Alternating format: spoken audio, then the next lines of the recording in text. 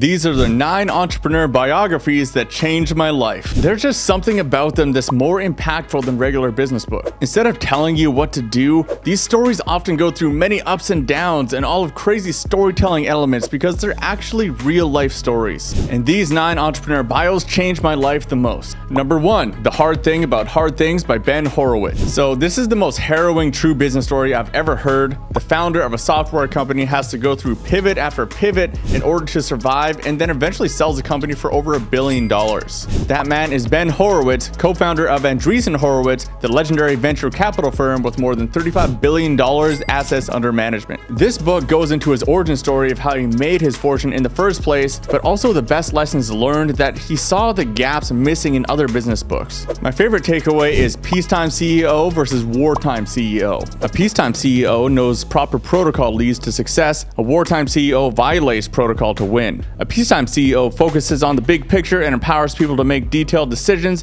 A wartime CEO cares about a speck of dust if it interferes with the prime directive. A peacetime CEO always has a contingency plan. A wartime CEO knows that sometimes you have to risk everything. A peacetime CEO strives not to use profanity. A wartime CEO sometimes uses profanity purposely. A peacetime CEO strives for broad-based buy-in. A wartime CEO neither indulges consensus building nor tolerates disagreement. Number 2 is Titan by Ron Chernow. This one's about John D. Rockefeller, widely considered the wealthiest American in history. And to this day, the Rockefeller family has their hands in so many different industries like the pharmaceuticals, the oil and gas industry, and almost anything you can even think of, even education. So John D. Rockefeller is literally the reason that we have monopoly laws in the United States. And by today's standards, it was literally illegal what he was doing in business, but back then it was actually the Wild West. Literally, it was the 1800s and early 1900s, so he literally defined the early era of business in America.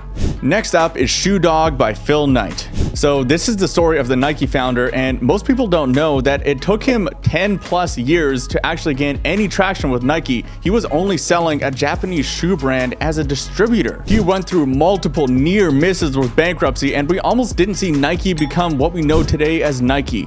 Definitely check this one out. Number 3 is The Surrender Experiment by Michael Singer. And this one is unique because he was an accidental entrepreneur. He decided in his early 20s to commit fully to his meditation practice and just surrender to whatever life threw in front of him. And what unfolded made me rethink my entire life philosophy. Through a long series of insane coincidences, he somehow started a software company at the very start of the personal computer boom, and then ended up growing that to insane levels. I won't give it away, but you definitely have to check this one out. Next is To Pixar and Beyond by Lawrence Levy. So today we know Pixar as a massively successful animation studio behind Toy Story, and they really revolutionized animation.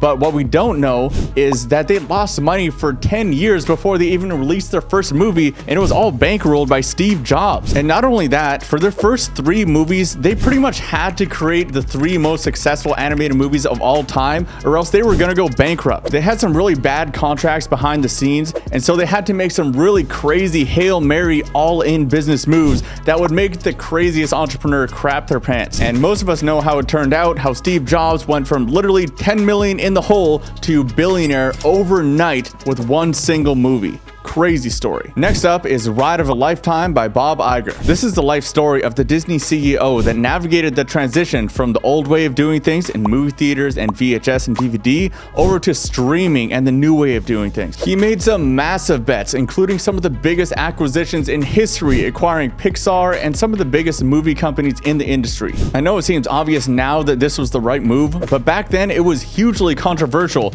and it eventually turned into Disney Plus, which we all know has been massively successful today. To see how a CEO made such bold moves with such a beloved IP like Disney is really inspiring. He saw the vision and he saw it all the way through to success. Next up is Grinding It Out by Ray Kroc. Ray is the entrepreneur and visionary that took McDonald's from just being a small little chain of 2 or 3 restaurants up to what we know today. Most people know that he actually bought McDonald's off of the McDonald's brothers, and then he grew that business into a huge franchise which the McDonald's brothers didn't even have a part of. But this is really the story of the start of the franchise business model. This was such a pivotal moment in business in America that you really have to check this one out. And another good franchise success story is Onward by Howard Schultz. This is the founding story of Starbucks, and as someone who drinks a lot of coffee myself, it's really interesting to hear cafe culture wasn't actually that popular before Starbucks entered the picture. It was something that was more popular in Europe, but he was the one who really introduced it to America and then eventually the world. And since reading this book, I have a bit of extra appreciation for cafes whenever I see them because I know what went into creating that culture of going to cafes and enjoying a good coffee